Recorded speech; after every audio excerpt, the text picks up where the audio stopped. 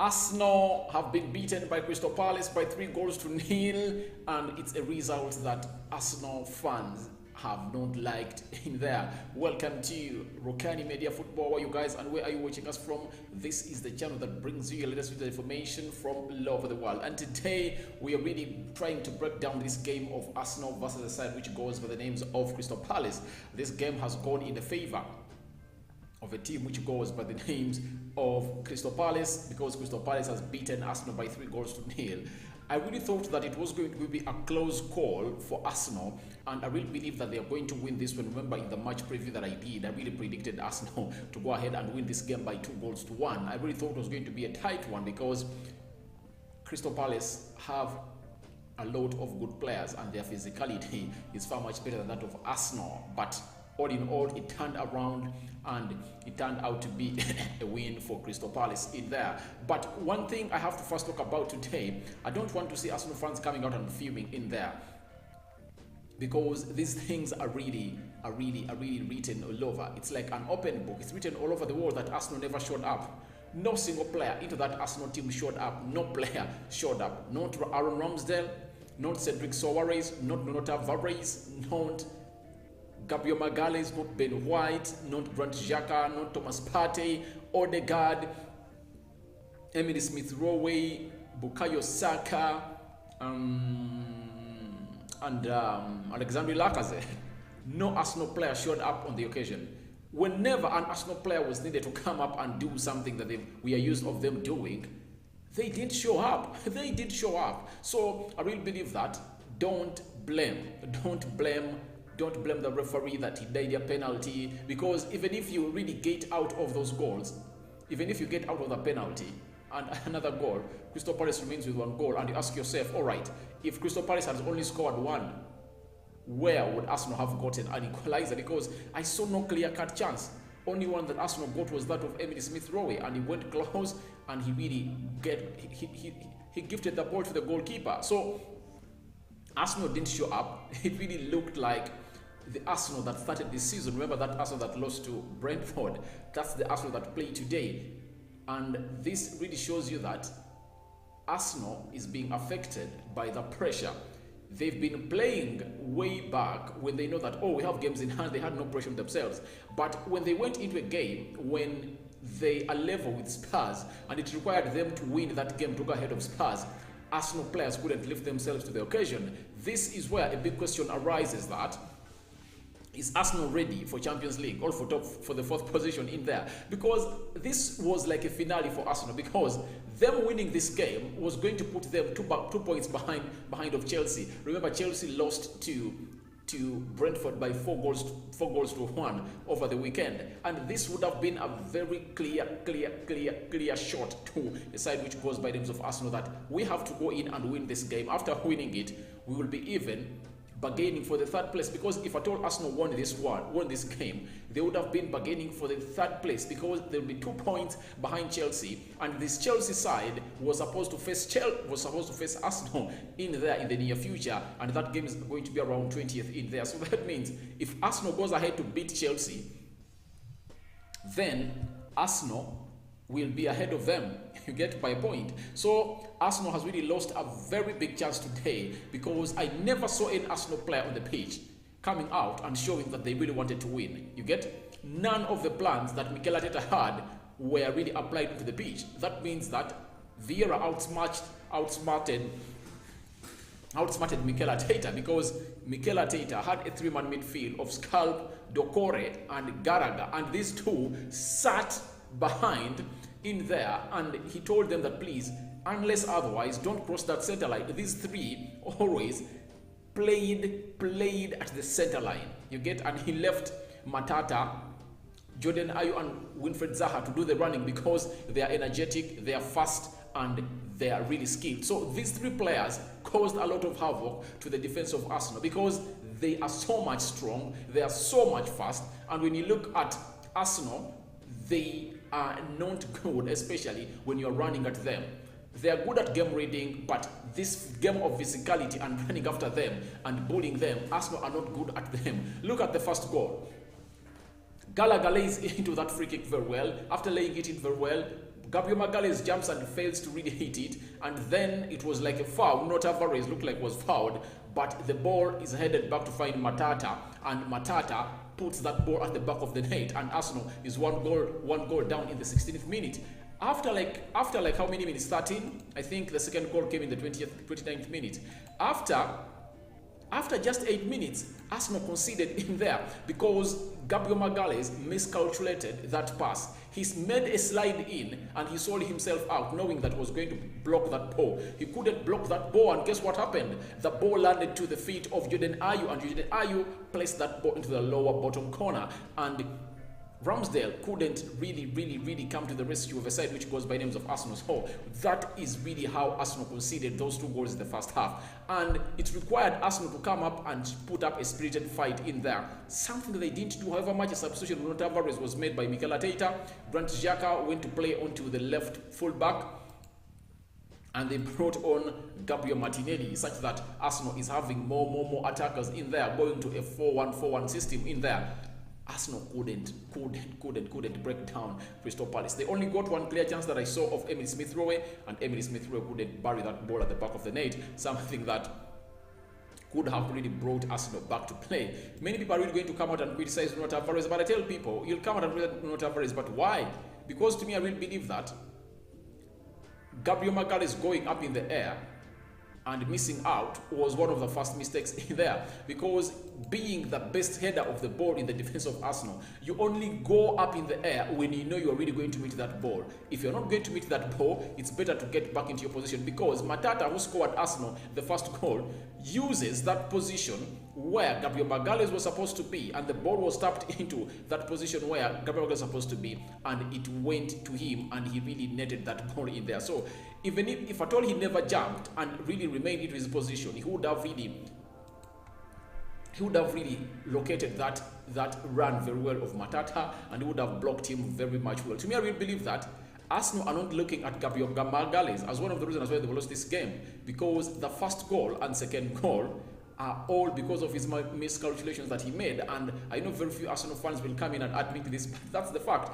Gabriel Magalhaes is supposed to be one of those people. I've seen Jamie Carragher coming out and really calling out Nuno Tavares. They'll come out and call out Nuno Tavares, but Nuno Tavares is responsible for just one goal. You get? Who is responsible for the second goal? It's Gabriel Magalhaes, who runs out of the central defense and goes in there to interfere or to try to block a ball that was supposed to be in the area of Nuno Tavares. And guess what happens?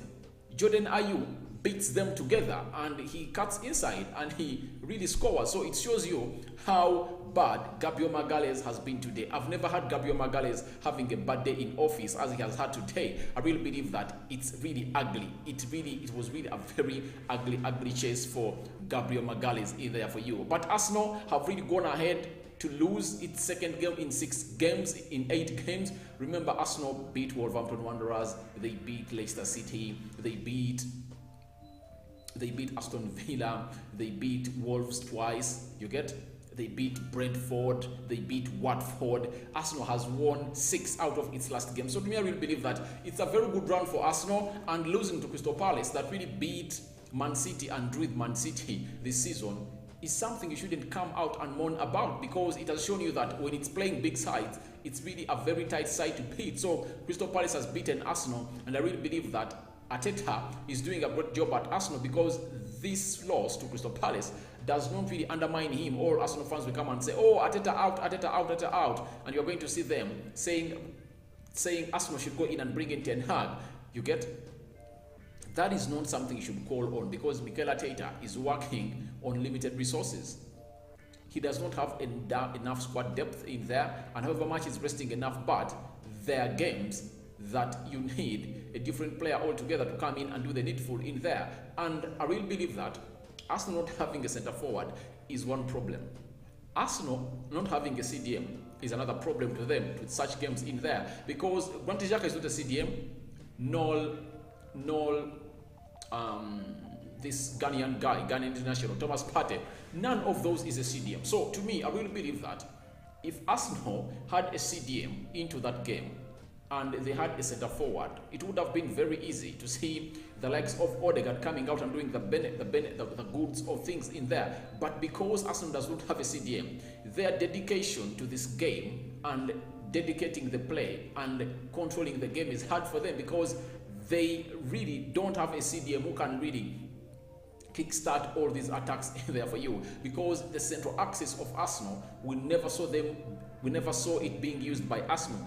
Arsenal never utilized its midfield today, because Crystal Palace came to destroy the midfield of Arsenal and let the likes of Bukayo Saka run off their flanks in there with Emil Smith Rowe respectively, making it very hard for Arsenal in there, because Arsenal has not been functioning well in the central axis. But those wings of Arsenal, those flanks of Arsenal, the left and right flank, have been really contributing a lot to the season of Arsenal, especially through Emil Smith Rowe, Bukayo Saka and Martinelli. But what Crystal Palace did, tell them, don't allow them to operate to the middle of the park, let them pass that ball wide, and when that ball is passed wide, do the needful, block it and block them, and don't allow them to do the magic they do. And that's what Arsenal did today. Bukayo Saka had a lot of the ball, but he couldn't do anything. He couldn't do anything onto that ball because the game was very much read by Patrick Vieira. That's why I really come out and say that it's Patrick Vieira that outsmarted the tactics of Mikel Arteta. Mikel Arteta came on with his mentality of playing usual teams like Crystal Palace, but Crystal Palace had really made a very good game plan and good homework onto his team, and they blocked Thomas Partey, Grant Xhaka and Odegaard from functioning. And I've always told you guys, you've always come out and given all heaped lots of praises to people like Bukayo Saka, Emil Smith Rowe, Martinelli, and I told you that you guys, you are doing a disjustice or a disservice to a player who goes by the names of Odegaard. Trust me, each and every game of Arsenal that Odegaard does not function, Arsenal does not show up. Trust me, all of those games you've seen Arsenal coming out and blossoming and beating up people, it's because of Odegaard.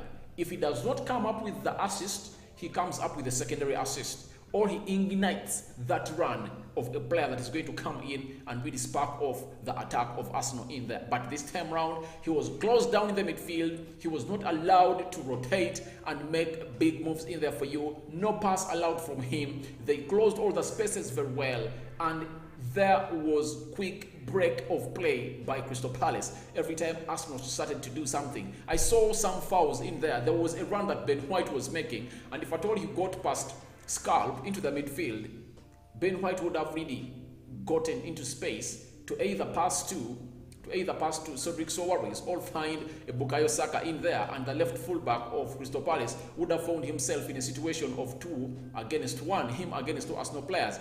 Get what Scalp does. He knows that when I late Ben White to make that run, he's really going to give my left back a very big problem in there. And he got hold of his shirt, and the referee blew his whistle. So every time Arsenal tried to start an attack, it was being stopped by Crystal Palace. It was being stopped by Crystal Palace immediately, and that really contributed a lot to this game of football being like this. But what does this show you? It shows you that Mikel Arteta is a real student of Pep Guardiola. You get? Pep Guardiola and his side, they don't have a plan B. They don't have a plan B. The same applies to Mikel Arteta. They only know to play football like that. They don't have a plan B. So, if at all you don't have a plan B, you must be having quality onto your bench. And Mikel Arteta is being slaughtered by Arsenal fans because of the result today. But they're forgetting that this man is working with limited resources. He's not having enough players.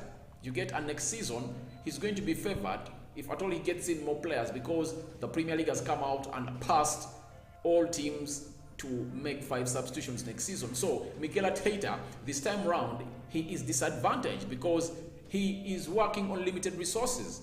You get?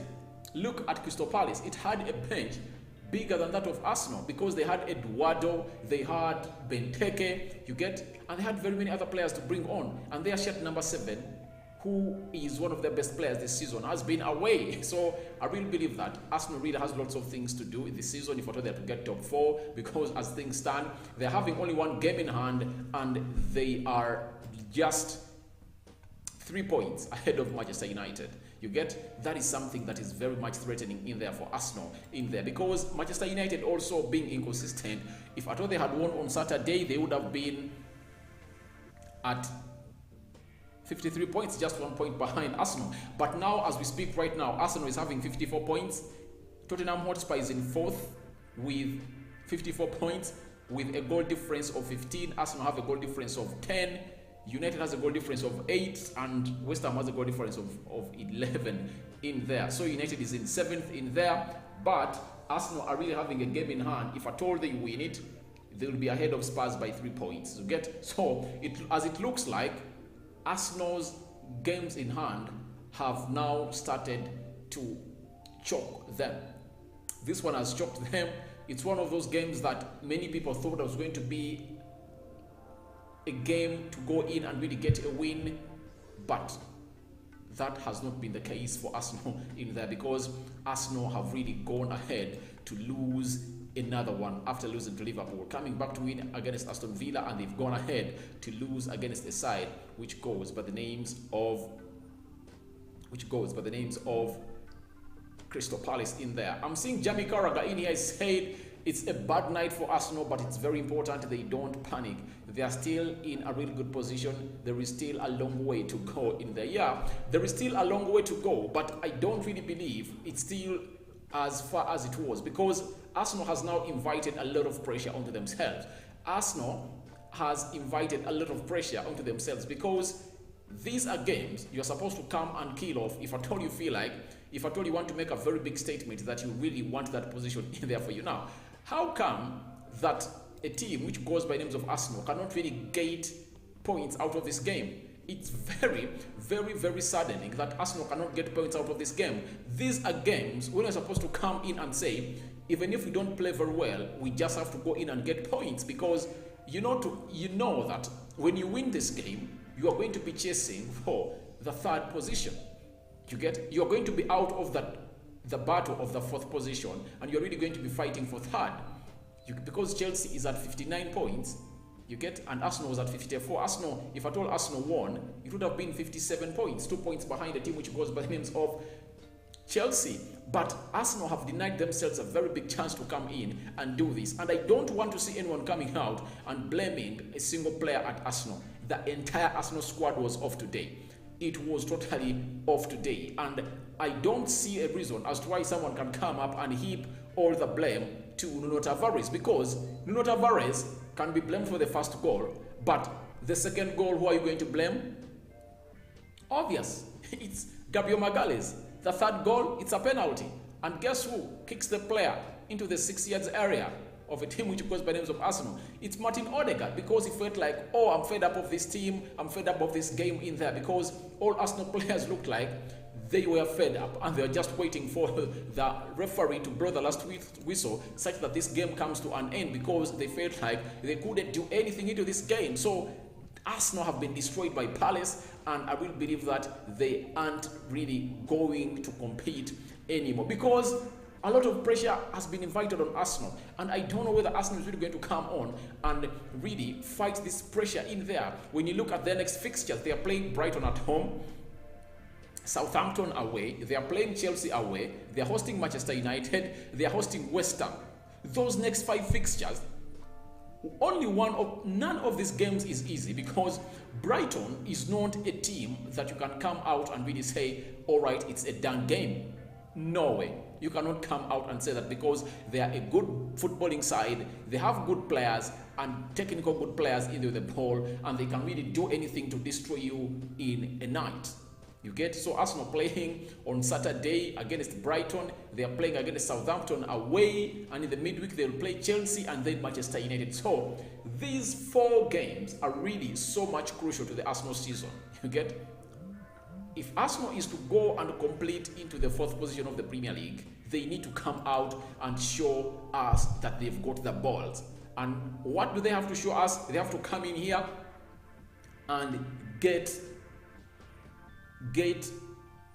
9 points out of these games.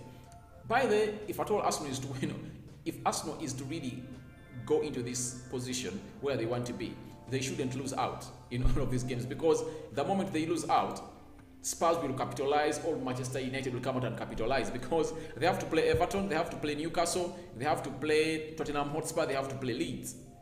You get? The only easy game I can say, Leeds is the easiest of all of these games, because Leeds is a team that opens up itself and Arsenal can come up and get the job done. But just know Leeds are fighting for their lives too. Leeds are fighting for their lives too. And in such a season, you don't want to play teams like Leeds, because Leeds is in the 16th position. They're having 30 points. You get? And they've played 3 games more than Everton. You get? Everton is 25. If Everton wins just 2 of the games they have in hand, they'll be in the 16th position, and Leeds will be in the 17th position. Just 8 points. 8 points. 8 points ahead of Watford, that is into the relegation zone. So it's not something easy for Arsenal anymore, and I really believe that no Arsenal fan come out and really complain about this, because I really believe it was the entire team that never came or showed up on the occasion there for you. When we go to the team stats, 6 shots on target, 6 shots for Spurs, 12 for Arsenal, 5 shots on target for Arsenal, 5 shots on target for Crystal Palace. Very much clinical. 3 of those went to the back of the net, 3 created by Arsenal, and 3 shots on target went to Arsenal in there. 31% ball possession for Crystal Palace and 69% for a side which goes by the names of Arsenal. 291 passes completed by Crystal Palace. Arsenal completed 639 passes. Passing accuracy 71% for Crystal Palace, 86% for Arsenal. Fouls 11 for Crystal Palace, 15 for Arsenal. 0 yellow cards for Crystal Palace. Very much disciplined on the day, and Arsenal had 2 yellow cards in there for you. Then 0 red cards for both sides, 2 offsides for Crystal Palace, 4 offsides for Arsenal, 0 corners for Crystal Palace, 2 for Arsenal in there. So those were the stats of the day, and I really believe that Arsenal really never deserved to win this game, and the best team on the day won this game. When you see the ball possession, that Arsenal had 69, but it was not threatening. Arsenal was not threatening at all. Arsenal was not threatening. They never threatened the goal of a team which goes by the name of Crystal Palace. That's what I say, that the best team won the game of football tonight. So guys, feel free to go into the comment section and tell me what you think about Arsenal losing to Crystal Palace, and top 4 is back on the line for Arsenal, Manchester United and Spurs, and we don't know who's really going to come up and really put up a fight for this position in there for you. I remain Rokani David, aka RD, to this channel. Smash the like button, comment and share, and if at all you're watching us for the very first time, endeavor to go to the lower right bottom corner and smash the subscription button, and then click the notification bell that will enable you get notified